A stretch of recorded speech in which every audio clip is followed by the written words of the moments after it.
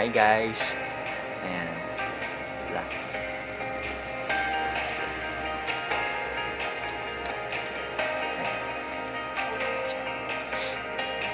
So, hi guys. Ayan. So, good afternoon, good evening, good morning sa inyong lahat. STEM 119, STEM 1110, and HEP 113. Ayan. So, magandang araw po sa ating lahat. And this is Study Chunks with Sir Fercie. I am Sir Fercie, and this is our subject, oral communication in context. Ayan, so for your information po, ito na po yung ating huling installment po no, ng ating chunk videos for our subquarter A and for our lesson number 1. Okay po, so ito na po yung last discussion natin. For the meantime, no, kasi next week po ay ibibigay ko yung meetings natin para tapusin nyo yung ating mga major requirements such as the written work number 1 and performance test number 1. Okay? Medyo malakas pa yung ating sound. Ayan. So, yun. Last discussion tayo, no? Itapusin na natin yung ating lesson number 1 sa ating subject. Okay? Adjust ko muna itong brightness natin. Okay lang muna ata siya. Check natin. Ayan. Feeling ko okay lang naman. Ayan. So, start na po tayo, no? Pero before tayo mag-proceed, before tayo mag-proceed po, no, I would just like to invite everyone sa ating opening prayer. Come on, close your eyes and let us pray. Lord of light and wisdom, grant us bright intellect, a sound judgment, and retentive memory. Help us to study patiently, orderly, and diligently, to develop our gifts and make good use of them, according to your will, as we commit ourselves to Veritas et Fortitudo, Prodeo et Patria. Amen. Okay, so yun. Pag-pray na tayo, ngayon doon na tayo mag-proceed sa ating lesson proper. Ayan. So for this video, meron tayong pag-uusapang dalawang bagay, no?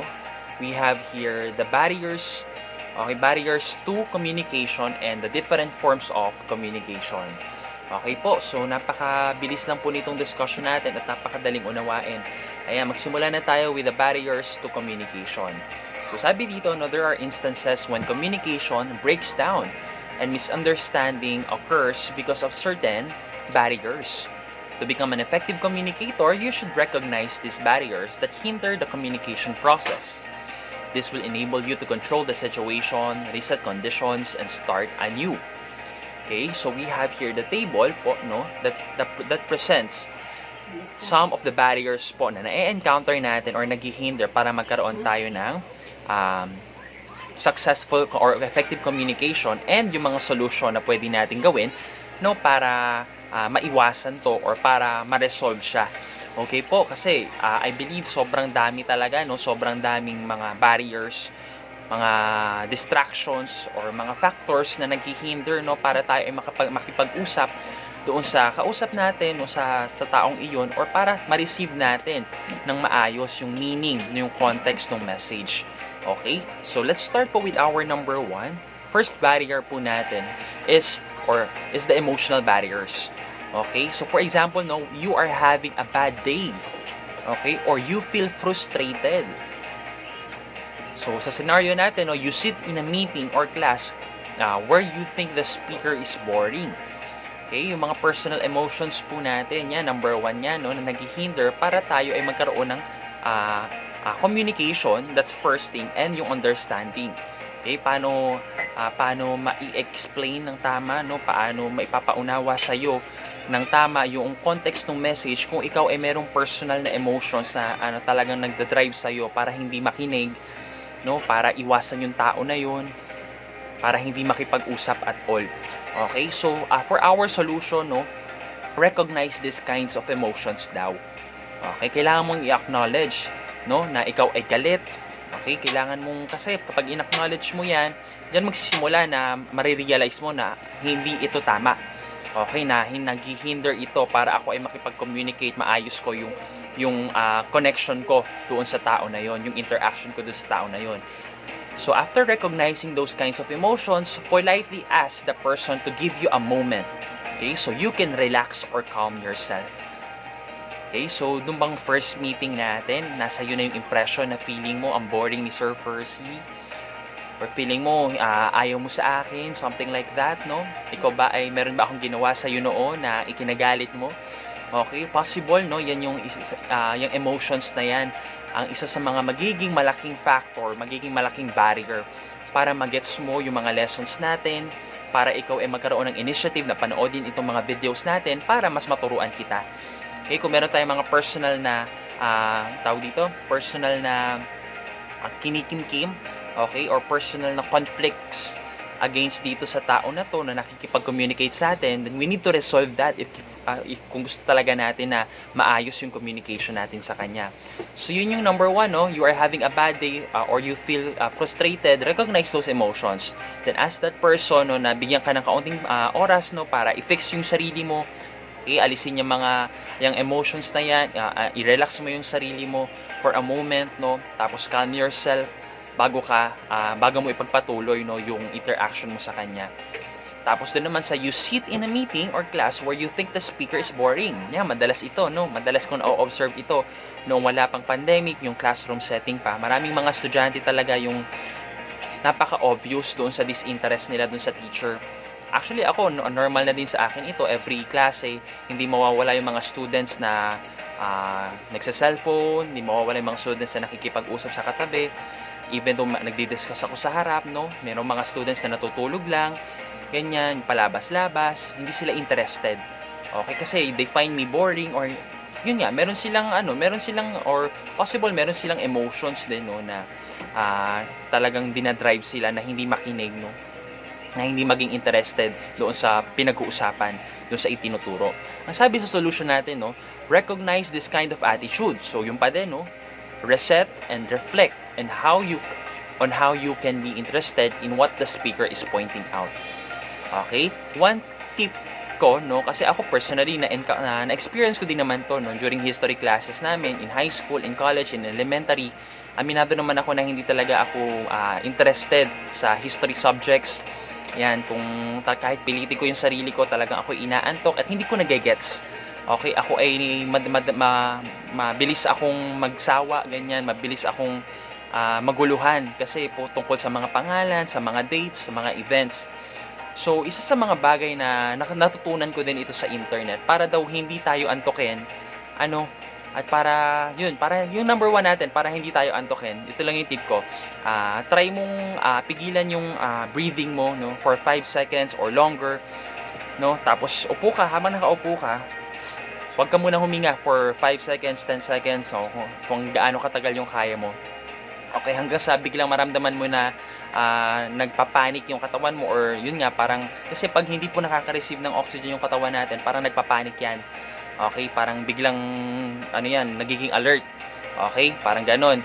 So, yun, isa yun sa mga effective na tip, okay, na dapat, hindi naman dapat, na isa sa mga effective na gawain, no, strategy para hindi tayo antukin. Okay po, pigilan mo yung hininga mo. Okay, so baka dahil na rin sa hininga mo, no, kaya ikaw ay nahihilo, ganyan, so yung pigilan mo siya.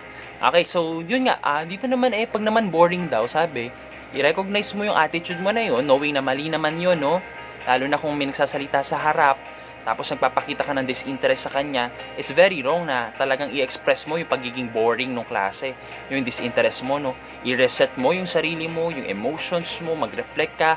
Okay, and on how you can be interested in what the speaker is pointing out. It's all in your mindset, no? Kung iibahin mo yung perspective mo, no, na boring itong klase na to, na online class kami, okay lang kahit hindi ako makinig, self-learning naman ito. Okay? So i-reset mo yun, alisin mo yung ganong perspective. Okay? Find yung parang tinatawagan ni Catriona Gray na silver lining, no, yung magiging benefit mo doon sa situation na yon.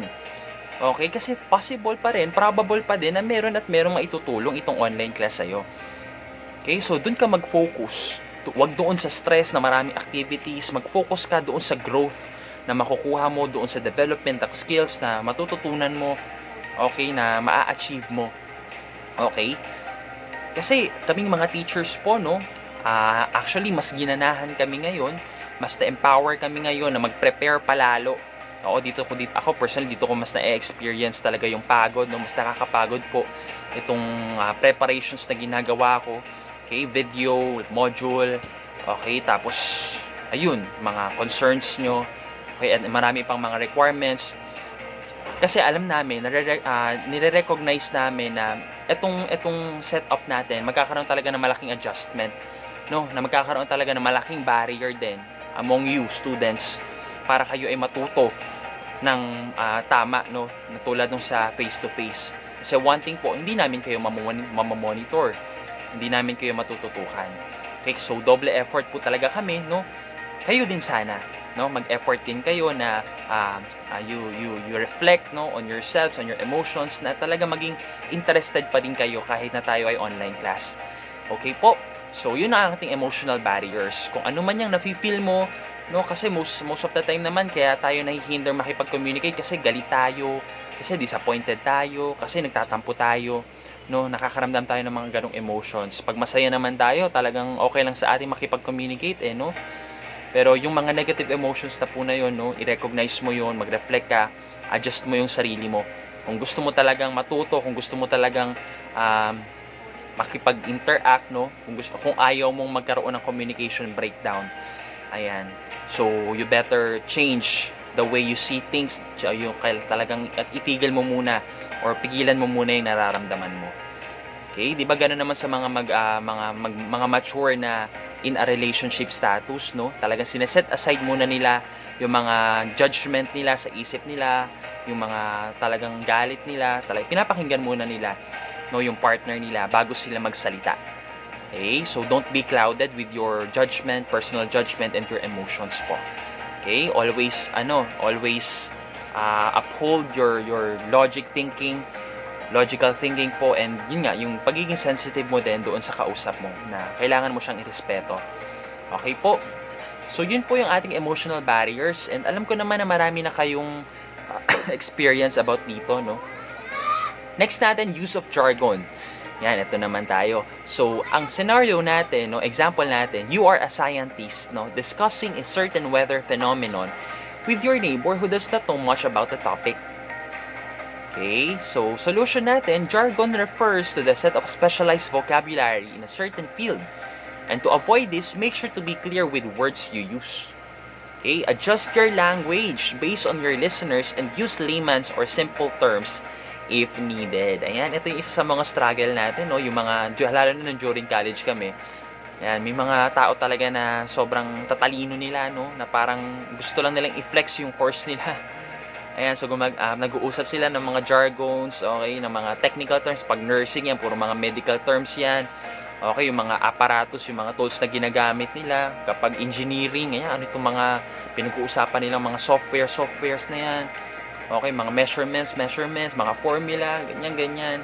Ako naman, okay, bilang AB journalism student, no, during college, we are already practiced, no, or we are already taught na kapag kami ay nakikipag-communicate sa ibang tao, when we are the speaker, no, as much as possible, kailangan naming i-avoid yung paggamit ng highly technical terms. Okay? Even though we specializes in journalism, no, meron din kami mga jargons. Diba? Alam nyo ba yung, crawler? Diba? Alam nyo ba yung, yung ears? Alam nyo ba yung folio? Alam nyo ba yung editorial board? Diba? Alam nyo ba yung newspaper? Hanggang saan lang kayo nakakaalam ng hanggang saan lang yung knowledge nyo about newspaper? Kung kami lang, no, pwede kaming makipag-usap sa inyo using our jargons, no? Lalo na about communication. Yan, field din namin iyan. At meron din mga jargons po, no, na hindi maiintindihan ng isang ordinary, okay, na citizen. Okay, pag sinabi natin ordinary, yung talagang yung masasabi natin na yung understanding niya, pati yung pag-perceive niya ng information is yung normal or hindi masyadong mataas. Okay, yung talagang kapag tayo nakipag-usap, maaabot natin sila. Magagets nila yung message natin. Okay, so kayo as STEM students, no, meron kayong mga jargons, okay, about in science, in technology, no, engineering and mathematics, na kapag kinausap nyo ang mga tourism student, make sure na magagets nila. The same with tourism students, HET, di ba? Meron din kayong mga jargons na ginagamit, no, for your field Okay? So, kapag kayo ay nakipag-usap naman ng hindi naman same ng field nyo, make sure na gagamit kayo ng conversational language. Yung method or yung tipo na magagets pa din nila. Okay? Tayo po yung mag-a-adjust bilang speaker. Okay? Just imagine, no? Dalawang magkaibang course sa isang classroom. Okay? Yung isa, tourism. Yung isa, STEM. Okay? Tapos ang mga subjects nyo noon, puro specialized subject. Yung isa, about parang, ano ba yung mga specialized subjects ng tourism? Hindi ko alam eh. Front desk, tama ba? Front office, ayan, parang may front office ata kayo. Tapos ayun, di ba? Parang hindi ko alam din. Hindi ko alam kung paano yung front office. Tapos yung STEM, ang pinag-uusapan naman nila, ano ba ang mga special subjects ng STEM? Physics, tama ba? General physics or meron din ata ang ano nun, for subject ata iyon. O basta kunyari related sa engineering, calculus. Ayan, so kunyari calculus, no? So, tingin nyo magigets nilang dalawa, yung dalawang section na yun, kapag nakinig doon sa tourism yung STEM, tapos nakinig sa STEM yung tourism. Of course not. Okay, so bilang teacher, no, ako, bilang teacher, to, tapos magtuturo ako ng ganitong subject na hindi naman related, no, sa field nyo, talagang extra effort na gawin ko siyang conversational, madaling unawain, no. Kasi hindi naman mahalaga dito na i-flex mo na matalino kayo, no? Sa pamamagitan ng mga jargons mo, sa pamamagitan ng mga highly technical terms mo. Ang goal po naming mga teachers dito ay magets nyong lahat. Okay? Walang maiiwan sa inyo sa lessons natin. Okay? Kaya yun na, as much as possible din, no? Kahit na may mga pagkakataon na gumagamit pa din ako ng mga technical terms, no? Yung mga hindi nyo magets, I encourage you naman, no, na mag-send ng mga queries, mga questions sa forum natin para ma-address natin siya kapag may hindi kayo na-gets. So, solution na dito, jargon refers to the set of specialized vocabulary in a certain field. So, yun nga yun. Okay, to avoid this, make sure to be clear with words you use. Adjust your language based on your listeners and use layman's or simple terms if needed. Okay po. So, sa news writing po, no, based on my experience sa journalism, kapag kami gumagawa ng balita, isa sa mga kasalanan, no, na dapat naming i-avoid is yung paggamit ng mga technical terms sa balita. Kasi ang kausap namin dito ay mamamayang Pilipino. So, ang term namin na ginagamit is yung conversational language. Yung parang nakikipag-usap ka lang, no? Parang you're just having a simple ordinary conversation, simple conversation with that person. Okay? So, as much as possible po, don't use jargon para hindi magkaroon ng communication breakdown o para mag-gets nyo yung isa't isa. Okay? So, challenge yan po sa inyo. Lalo na kung kayo ay pumasok na sa field nyo. No? So, yun po tayo. Number 2. Number 3, lack of confidence. Yun, ikaw ba ito? Okay? You lack the confidence to speak, no? So, ang example natin dito, you are asked to share something about your day or weekend, but you are hesitant because you are shy.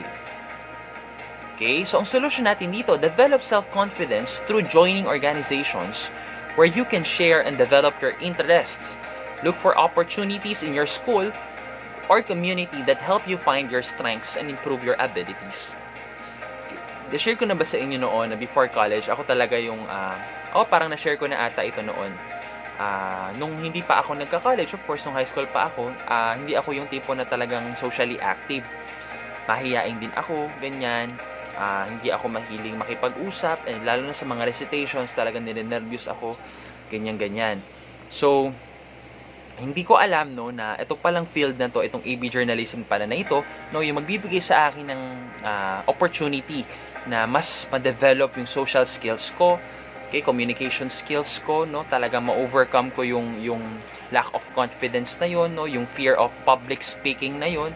And kaya ngayon po, no, medyo confident na tayo, meron na tayong lakas ng loob, no, na magsalita dito sa ganitong uri ng platform. At yun na nga, no, bilang teacher, nagsasalita na ako sa harap ng maraming estudyante, okay, nagtuturo, di ba, kumakausap. So, ganun yun, sa mga testimony na pwede kong i-share sa inyo, no, na kung alam mo sa sarili mo na meron kang fear, no, na magsalita sa harap ng maraming tao, sa classroom natin, no, kapag na tayo ay kung sakali, no, na bumalik na tayo sa klase at ikaw yung tipo ng student na you'd rather write, no, your answer in the board, Okay, kaysa yung magsalita ka, no, sa harap ng iyong mga classmates. Meron tayong mga ways para ma-develop yan, no? I mean, para ma-solve yan. Okay, so I just hope, no, na nandun yung willingness mo na mawala yan, na ma-overcome mo yung lack of confidence na yan, yung pagkahiya na yan, yung fear na yan. Kasi alam mo, maganda po na ikaw ay magaling na communicator. If you are eyeing, no, na magkaroon ng magandang trabaho, ayan, medyo naglalag tayo. Ayan, in the future, isa po sa mga talagang magagandang qualifications. Okay, actually ito sa pinaka-common ng qualifications is yung good to effective communication skills. Okay po, so ganun po iyon. Ayan. So hopefully, no, magkaroon ka ng intention din sa sarili mo na mawala yung fear na yon, yung lack of confidence na yon, and maghanap ng opportunities. Okay, para mas maging confident ka lalo. Yan. Okay, join ka doon ng organizations, 'di ba? Para alam mo na ngayon kung paano mahasa yung pakikipag-interact mo sa ibang tao. Okay, so ganon. Ayun po. And lastly po, noisy environment. Ayan, ito na yung pinag-usapan natin before with the different models of communication. Isa sa mga naghihinder po is yung maingay na paligid para magkaunawaan kayo ng kausap mo. Okay, so you are having a conversation with some friends when a loud music played. Ayan, pag sa jeep, no?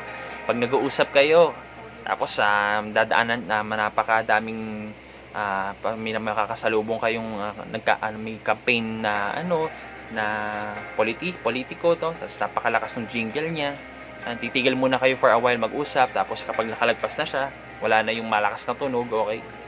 Or kapag yung makina ng sasakyan, no? Lalo na kapag jeep. Ayan, sino dito nag-jeep? Talaga napakaingay. Hindi nyo na maintindihan yung isa't isa, hindi nyo na marinig yung boses nyo, no? Ayan, so yun. Ito yung mga noise, no, na unfortunately, nagiging barrier para maintindihan mo yung kinakausap mo. No? So, ang solution natin dito, recognize that noise is a common barrier. Make adjustment by asking someone to minimize the volume or look for a quieter place where you can continue the conversation. Okay, so dito po sa amin, no, kapag nakikita nila na ako ay nag-set up na, ganyan, meron ng mga ganito, magbe-video na ako for our chunk videos. Okay, si mama, sinasara niya yung pinto ng kwarto niya kasi nanonood siya ng TV, 'di ba? Para wala masyadong noise na magde-distract, no, na maririnig nyo, okay? Tapos maghihinder para ma-receive nyo talaga ng maayos yung ating tinuturo. Okay, so ganun po ang solution natin, no? I-recognize mo na kapag may ingay, no, huwag kang ituloy-tuloy magsalita. Alam mo may ingay.